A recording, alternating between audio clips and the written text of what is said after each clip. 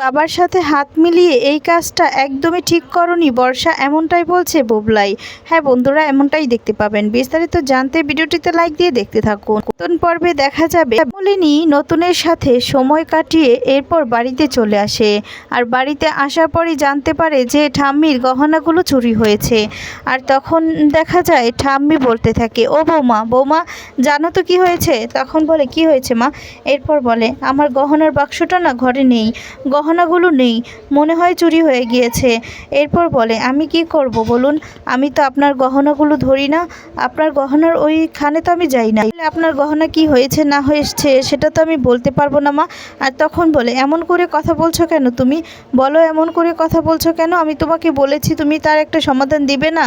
এরপর বলে কেন মা, আপনার ছেলে তো আছে, সেই তো সমাধান দিতে পারবে। মিঠিল তখন বলে হ্যাঁ ঠাম্মি একদম ঠিক কথাই বলেছে কাকিমা, এবার কিন্তু তোমার এই উত্তরটা একদম ঠিক মতোই হয়েছে, তার জন্য খুশি হয়েছি আমি। দেখা যাবে এদিকে সোহিনী বলতে থাকে আচ্ছা তাহলে তো পুলিশকে ডাকার দরকার তাই না? পুলিশকে ডাকলেই তো সবটা প্রমাণ হয়ে যাবে আর খুঁজে বের করতে সুবিধা হবে। তখন পুলিশের কথা শুনে সবাই চমকে যায়। দেখা যাবে কমলিনীকে অনেক কথাই বলতে থাকে বর্ষা বলতে থাকে যে এবার কি হবে, পুলিশ আসবে শেষ পর্যন্ত এই বাড়িতে, সেটাই বুঝতে পারছি। বাড়িতে তো বাহিরের লোক কাউকেই দেখতে পাই না, সবাই তো আমরা বাড়িতেই থাকি, তাহলে গহনাগুলো কোথায় যাবে? কুর্চি তখন বলে এটা তোমার কেমন প্রশ্ন বলো তো? বাড়িতে থাকে আর কেউ আসলেও দেখতে পাবে না, এটা কেমনের কথা যে দেখতে পাও না? কেউ বাড়িতে আসলে নিশ্চয়ই দেখতে পেতে, নিশ্চয়ই বাড়িতে কেউ আসেনি, বাড়ির লোক ছাড়া তো কেউ নেই, এই সমস্ত কি কথা বলছো তুমি? তার মানে কাকে ইঙ্গিত করছো? আমরা চুরি করেছি? আমার মায়ের গয়না আমি নিব? তখন বলে না না, আমি তো তোমাকে ইঙ্গিত করে কথাটা বলিনি, আমি তো ইনফ্যাক্ট কাউকে ইঙ্গিত করে কথা বলিনি, আমি এটাই বোঝাতে চাইছি সবসময় তো আমরা বাড়িতেই থাকি, কেউ যদি আসতো তাহলে নিশ্চয়ই আমরা দেখতে পেতাম তাই না? চোর টোর তো আর বাড়িতে আসবে না। কমলিনী বলে যে তুমি কি তাহলে আমাকে বলছো আমি গহনাগুলো নিয়ে কাউকে দিয়ে এসেছি?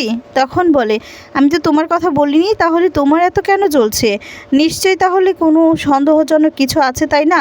চন্দ্র তখন বলে দেখো তোমাকে তো কিছু বলেনিও তাই না, তাহলে তোমার কেন এত জ্বলছে?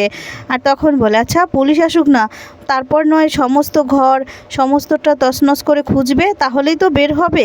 যদি ঘরে কারো ঘরে নিয়ে থাকে কেউ তাহলে। আর তখন কথা বলায় এদিকে বাবিনও রেগে যায়। আর তখন বুবলাই বলে এটা কেমন কথা, কারো ঘরে কারো ঘরে কে নিবে গহনাগুলো? আমাদের বাড়িতে তো আমরা ছাড়া আর কেউ থাকে না। তাহলে কমলিনী বলে আচ্ছা ঠিক আছে, পুলিশের কথা যখন বলেছে, সন্দেহ যখন হচ্ছে, তাহলে আনুক না পুলিশ, আনুক। আর তখনই দেখা যাবে চন্দ্র পুলিশকে খবর দেয় আর তারপর বাড়িতে পুলিশ আসে। এরপর দেখা যাবে পুলিশদেরকে খবর দিলে তারা বাড়িতে আসে আর সমস্ত বাড়িটা তছনছ করে খুঁজতে থাকে। আর তখনই দেখা যাবে চন্দ্র বলতে থাকে আর বর্ষা বলতে থাকে যে আচ্ছা আপনারা আমার শাশুড়ি মায়ের ঘরটা সার্চ করেছেন? তখন বলে কোন ঘরটা আপনার শাশুড়ি মায়ের? এরপর দেখা যাবে কুর্চি বলতে থাকে কেন তোমার কি সন্দেহ হচ্ছে যে বৌদিভাই নিয়ে রেখেছে? এটা কেমন কথা? হ্যাঁ আজ আমার বৌদিভাই না স্বপ্নেও ভাবতেও পারে না, করার তো দূরের কথা।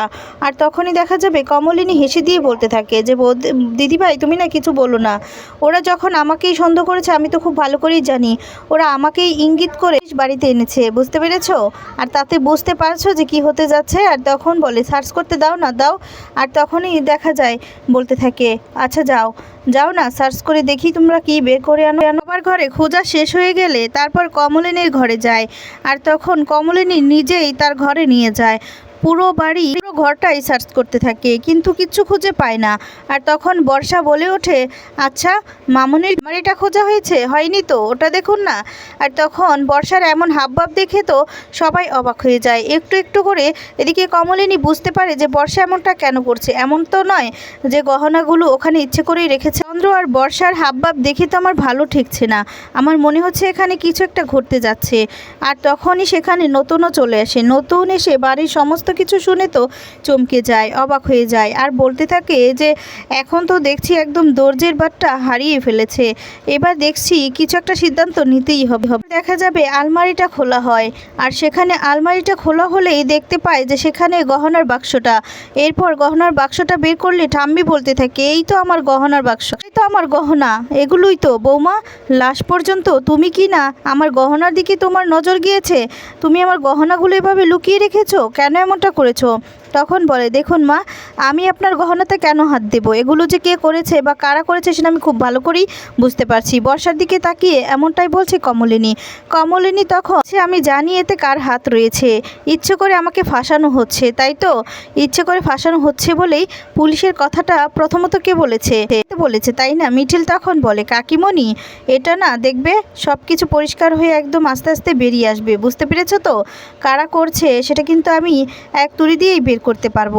বলে, আচ্ছা বর্ষাদি, তুমি তো সবসময় মানে এতক্ষণ ধরে তুমি তো মানে কাকিমণির ঘরটা সার্চ করার জন্য একদম উতলা হয়ে পড়েছিলে। তুমি তো সবার আগে বলেছিলে তুমি আর কাকু, তাই না? তখন বলে, আচ্ছা এমন তো নয় যে তোমরা ইচ্ছে করে এই গহনাগুলো ঠাম্মির ঘর থেকে নিয়ে তারপর তোমরা রেখে দিয়েছো সেখানে কাকিমণির ঘরে, যাতে করে ইচ্ছে করে কাকিমণিকে ফাঁসানো যায় কি, তাই তো? আর তখন দেখা যাবে বর্ষা আমতামতা করতে থাকে। বর্ষা বলতে থাকে, কি বলছো কি তুমি? হ্যাঁ, তুমি সব ব্যাপারে একটু বেশিই নাক গলাও, তুমি কি জানো? আর তখন বলে, না এতক্ষণ তো সবটাই চোখে দেখছি। জানবো কি, দেখছি তো চোখে। তুমি তো সবসময় এতক্ষণ লাফাচ্ছিলে পুলিশ আনো আর কাকিমার ঘরটাই সার্চ করার জন্য সবার আগে বলেছো, তার মানে তুমি এই কাজটা করেছো। আর তখন বর্ষার মুখ চোখ দেখেই বুঝতে পেরে যায় সবাই। আর তারপর দেখা যাবে চন্দ্র এদিকে ধরা পড়ে যাবে, সেই ভয়ে বলতে থাকে, হ্যাঁ বর্ষা মা, তুমি কি এই কাজটা করেছো? তখন তো বর্ষা বলতে থাকে, নিজেকে বাঁচানোর জন্য নিজেকে একটু উপকার করব বলে কাজগুলো করে কি নিজেই ফেঁসে গেলাম?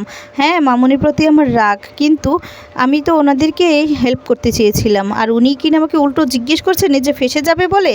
এবার তখন বলতে থাকে, আচ্ছা আমি কি একাই মানে কিছু করেছি বলুন তো? মেন কাজটাই তো আপনি করেছেন। আর তখন চন্দ্র তো একদম ভয় পেয়ে যায় আর বলতে থাকে, কি বলছো কি তুমি? এখন নিজে ফেঁসে যাবে বলে আমাকে ফাঁসাচ্ছ?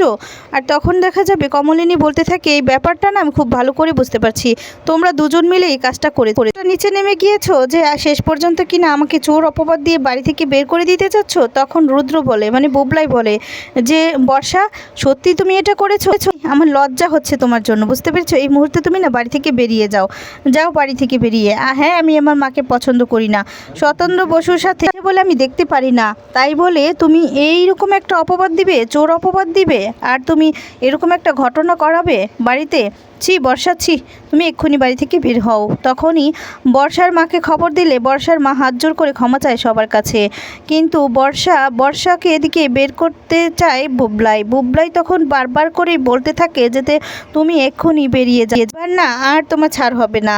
আর এদিকে তখন চন্দ্র বলে, তোমাদের ব্যাপারে আমার একটা সিদ্ধান্ত নিতেই হবে, দাঁড়াও, তোমাদের ব্যবস্থা আমি করছি, তোমরা এক্ষুনি বাড়ি থেকে যাবে, আমি কোর্ট অর্ডার এনে প্রয়োজনে তোমাদেরকে বাড়ি থেকে বের করব।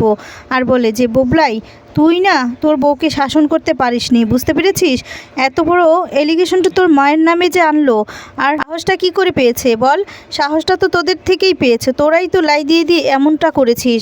আর বলে যে, বাবা তুমি শেষ পর্যন্ত কি না চুরি করে মানে এরকমভাবে ফাঁসাতে চেয়েছো? আমি তো হ্যাঁ পছন্দ করি না তাই বলে এমনটা কখনোই করতে চাইনি, এমনটা চোর অপবাদ দিব সেই পর্যন্ত আমার সাহস অন্তত হয়নি। আর তোমরা এটা কি করে করলে? তখন বলে, বিশ্বাস কর বাবা, আমি না এই সমস্ত কিছুই জানি না, সবটা বর্ষা জানে। তখন দেখা যাবে কুর্চি বলে, কে কি জানে সেটা খুব ভালো করে আমরা বুঝতে পারছো? আর তখন দেখা যাবে চন্দ্র এদিকে নতুনও খুব রাগারাগি করতে থাকে যে, তোর মায়ের নামে কিনা শেষ পর্যন্ত চোর অপবাদ দেওয়ার জন্য উঠে পড়ে লেগেছে তোর বউ, এবার তো এর একটা শেষ দেখতেই হবে, তাই না? আর কত এমন করবে? মানুষটা তোদের জন্য খেটে খেটে শেষ, আর মানুষটাকে এত বড় অপবাদ দিতে কি করে সাহস হয়? চন্দ্রকে বলে, চন্দ্র তোকে ভালোই বলছি, তুই এক্ষুনি বাড়ি থেকে তোর বউ মানে দ্বিতীয় পক্ষের বউ সন্তানকে নিয়ে বাড়ি থেকে বেরিয়ে যা। সোহিনী তখন বলতে থাকে, দেখেছো তো, এই জন্য আমি তোমাকে বলেছিলাম যে কিছু করার দরকার নেই, আমি তো বলেছিলাম যে কমলিনী দি তো খারাপ নই, উনি তো আমার ভাড়াটা পর্যন্ত দিয়েছে, আমি তো ফ্ল্যাট ভাড়াটা দিতে পারছিলাম না, হোটেল ভাড়াটা উনি তো দিয়েছে, উনি যদি ভালো মানুষ না হতো এমনটা কারোর জন্য কেউ করে না। বলে, তার মানে আমি বারণ করেছি বলে তোমরা দুজনে আড়ালে এই কাজটাই করার জন্য আমাকে তোমাদের কাছে নেওনি? আমি আমার সাথে বর্ষার ঘরে যেতে চেয়েছিলাম, তুমি নেওনি। তখন এই কথা বলতেই সবার কাছে সবটা পরিষ্কার হয়ে যায় যে এই কাজগুলো বর্ষা আর চন্দন দুজনে মিলেই করেছে, কমলিনীকে ফাঁসিয়ে বাড়ি থেকে বের করবে বলে। তখন বলেছি, আগের বার তোমাকে ক্ষমা করেছি, এবার আর ক্ষমা করব না, সত্যিই তুমি বাড়ি থেকে বেরিয়ে যাও বর্ষা। বন্ধুরা, এমনটা হলে কেমন